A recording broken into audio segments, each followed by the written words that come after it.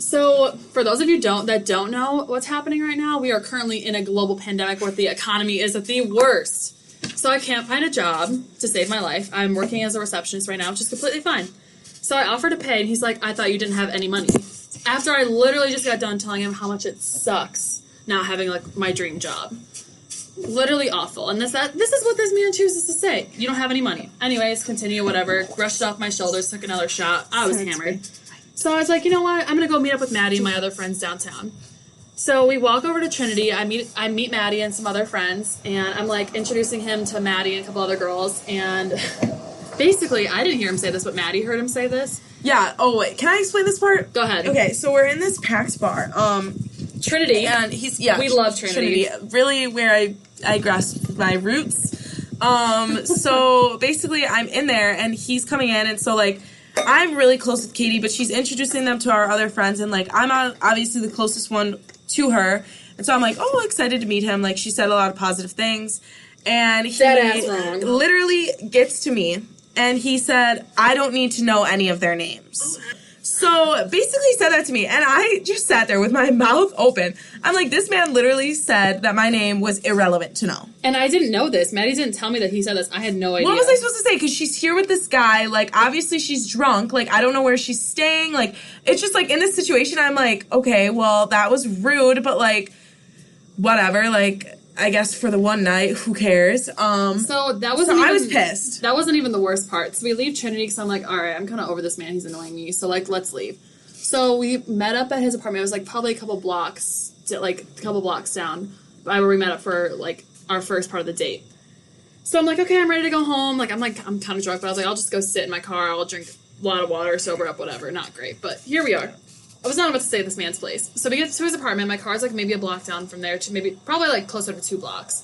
And it's, like, 3 o'clock in the morning in Milwaukee. Right. And he's like, are you coming up? And I was like, no. And he's like, well, why do you think I bought you all those drinks? And I was like, I don't know. And he was like, because obviously I wanted to fuck you. And I was like, oh, okay. So then I was like, well, last time I checked, I'm not a piece of meat. And I was like, you know what? This is fucking horrible. I was like, I'm already annoyed with you. Like, it's time to leave. So I was like, I'm good. And I was like, I just waited in the lobby because I was going to Uber back to my car because I didn't want to walk by myself. He goes and tells the front desk person that I don't live there, so I needed to wait outside. So I'm literally waiting outside for this Uber for, like, 10 minutes by myself in the middle of Milwaukee at 3 o'clock in the morning. Like, that's so rude. At least have the courtesy, like, really? You had to go out of your... Are you a Karen? You had to go out of your way to tell the front desk person. And this man literally has the audacity to text me the next day. And then he texted me, like, probably 5 or 6 times after that, like, asking, like, why I deleted him on Snapchat, why I unfollowed him on Instagram. And I was like, you know what? Your number's getting blocked. Like, goodbye. Like, you are literally the worst. And I'm like, now I understand why you have no friends up here and why you've never had a girlfriend. Oh. Men who are not loud enough to stay, let alone in our girl chat, but in our chat in general, are ready to kick out. Okay, Taylor's ready to leave the chat because she's too drunk. I don't know what she's saying. Yeah. Okay, so, we are going to... This is really getting time to wrap it up. I want the next question. Oh, okay. So now we will be taking... I had a couple questions from Instagram. So we will be getting to questions. I'm just kidding. You know what we're going to call it? Next question. I was like, next caller. We call this shit motherfucker. And if you don't know where that's from, then you need to research it, and we'll talk about it on the next podcast. You need to make your For You page on TikTok a little more positive, and I will. And you are not invited to the cookout. And these will be coming weekly from the my Instagram. Yeah. Thank you. But we will. Maddie runs these fucking chats, and she brings us all on, and we really just... Anyways, next question. Okay, welcome to the segment we like to call Next Question! So I put out a little... Oh, it got loud in the chat. Yeah, I was just gonna say, whoa. So I put out a little thing on Instagram, asking some questions, so I'm gonna answer them first, please. And then you guys are gonna answer them. Okay. So the first one said, guys moving too fast emotionally and talking about trauma too early. So to me, that tells me that they're, like, searching for something other than you in a relationship. I think they want, like, a mom or a therapist. 100%. Because to me, that's something that comes with time. and something that you need to work on yourself. So you probably should not be searching for love. You should be contacting a local therapist. I'm all for that. Get your help, get what you need. But if you're trying to search for it romantically, like, that's not going to bring you together. That's going to cause more issues. That's my take on it. So I definitely don't think talking about your issues with someone is someone that you're, romantically involved with is a bad thing. But I do think that right off the bat, if like, you guys have been dating, talking or whatever for a month or so, like, I don't think you really need to be telling them like your whole childhood, trauma, like all these things. Like, I don't necessarily think you need to tell that. And I definitely think that like, if you are, like, maybe you should be dealing with these issues before getting into a relationship. Otherwise, you're not really ready to get into a relationship. Mm-hmm. Yeah, I would agree. Okay, so the next question. Oh my god, that was so terrible. So, okay, our next question is going to be kind of a long one. What should I do if I'm into someone, they're clearly into me, but I don't think I'm getting the attention I deserve, and it doesn't seem like they're making time for me despite clearly being into me? So I'll take this. I feel like I have a great answer, but continue. Yeah, so basically they're not into you. I'm really sorry, that's the hard truth. If someone wants to see you, they will. That's, once again, why you need to read that book, because if you have to beg to be in someone's life, then you shouldn't be, because obviously you're not meant to be there. So if they're not inconveniencing their life to see you, why would you do the same for them? Right. If someone wants to see you, they will, regardless of any external factors. So personally, to me, I would say it's an ex-caller, and you can find someone better. Okay, so my straight and narrow answer to that, it's pretty similar to what Maddie said.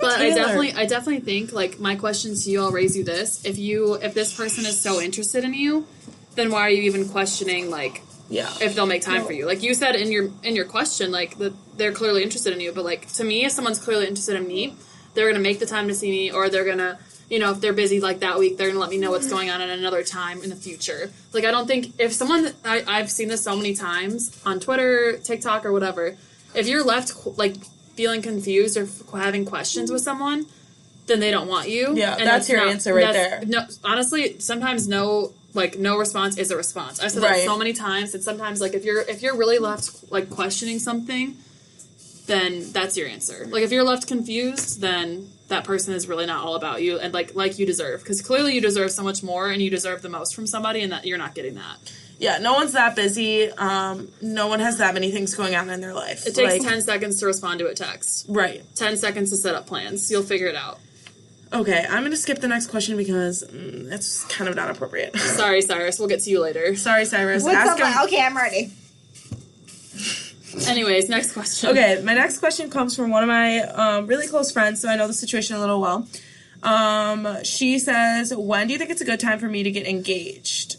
She's been dating him for maybe 4 or 5 years now. I don't really know. So it's coming loud in the chat. So is she your same age? She's a year younger than me, so she's 20. I think they are probably the cutest couple I've ever seen. But they've been together for a long time, but they're young. They're young, the issue, so that's right? the issue. So to me, oh my god, someone is lighting off fireworks. So sorry about that one. Okay. Basically, they really want to see the fireworks like going up on the thing. They really had a lot to say about this podcast. Obviously, okay, the fireworks might be a sign, Steph. You need to marry him.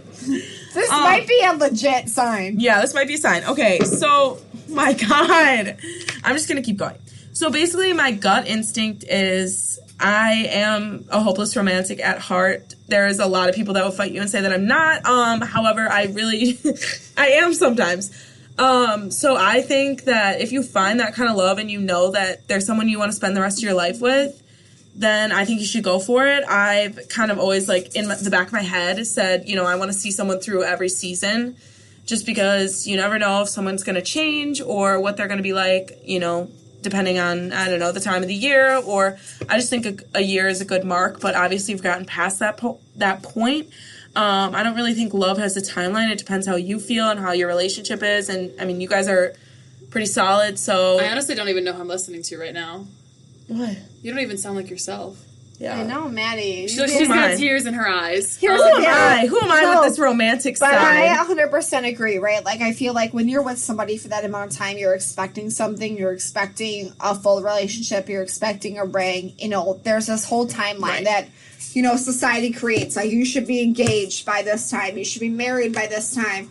And I feel like you shouldn't rush it, like, because if you're thinking this in your mind, like, maybe your man won't be ready. Yeah. And even though he's down for you, he might not be ready to propose and be, like, married to you. Mm-hmm. So I feel like it's important to, like, trust the process, and as long as your relationship is happy and healthy, that's all that matters, right? See, I kind of have a differing opinion. I am a hopeless romantic, but I think that if your love is right and if your relationship is right, then there is, like, no set time. So, like, I wouldn't say, like, oh, you should be engaged within a year. Like, I think, personally, I've always thought, like, I want to be done with school. I want to be, like, living with that person. I want to be, you know, because I think that can also cause a lot of strain in a relationship. So I think once you guys have maybe, you know, maybe not even necessarily graduated college, but, like, moved in together and have really seen, like, how it's like to really share your life. Because I know you've been dating for a while, but honestly, I think once you live with someone, that's a true test. And I think that, you know, if you've lived together for a couple months, then, like, after that, I definitely think there is, like, the world is your oyster. Like, I think after you live together and really experience that together, then I think, to me, that's more of a right time. But I'm obviously, like, it's your relationship, and if you guys are really in love, then there is no right time. It's just, like, whenever it's going to happen for you guys. Great. All right, so that actually wraps up our podcast here today. Thank you so much for joining us here on the first podcast of Next Caller. We love you. We love you. Thank you so much. If there's anything you want us to talk about, me or people you want me to have on, if you know me personally, or please DM us at Maddie.Vanderhayden. Wow, that's actually accurate. Taylor Hibl, at Katie Hulce. So we will answer your Katie Hulce questions. 13. Don't forget it. Yes, the 13. Don't forget it. But we will answer your questions and we will bring them on to the next podcast and literally let you know what the deal is. No, but seriously, I'm so excited to see what Maddie has in store for her this season. This podcast is going to be so great, and I cannot wait to listen along and to see, you know, what she has accomplished. I know this has been a really big dream of hers for so long, so I'm so excited to, you know, be even just the smallest part of it, and I'm really excited to see, you know, who she brings on, what she talks about, and she's tearing up over here. This is part of her 3% of emotion for the day. I completely agree. We all support Maddie. We all want to be her momager, her fucking ride or die. We'll give her all the content, and this is her dream, and we will push and we will make her achieve it. She's lucky she has friends that are honestly huge shit shows, because this is great content. Hope you all enjoyed, and we love you. Yeah, thank you so much. We'll Next caller. Next caller. Next caller.